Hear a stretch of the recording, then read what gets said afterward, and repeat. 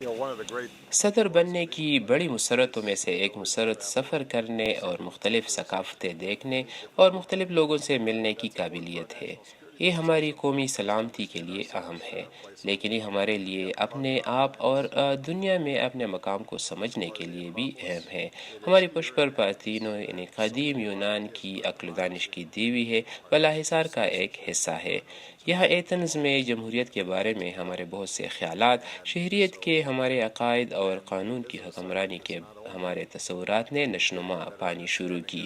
اور اس لیے جب آپ ایسے کسی مقام پہ جاتے ہیں تو نہ صرف آپ یونان اور مغربی تہذیب کی بہتر فہم حاصل کرتے ہیں، بلکہ اس تسلسل کی طرف ایک اشارہ بھی دیتے ہیں جو یہاں ہونے والے سب کچھ پیریکلز کی تقاریر اور ہمارے آباء و اجداد کے ساتھ جو ہوا کے درمیان موجود ہے۔ اور یہ صدر امریکہ کے لیے ایک بہت اہم کردار ہے کہ دنیا کو ایک اشارہ دے کہ ان کی ثقافت، ان کے رسوم و رواج، ان کا ورثہ، ان کی یادگار قدر کی حامل ہے اور بہت قیمتی ہے، اور ایک ہم نے ان سے سیکھا ہے، کیونکہ اس سے پھر یہ ہوتا ہے کہ پوری دنیا میں ایک مضبوط اشارہ جاتا ہے کہ ہم خود کو ایک وسیع تر انسانیت کے جزء کے طور پہ دیکھتے ہیں،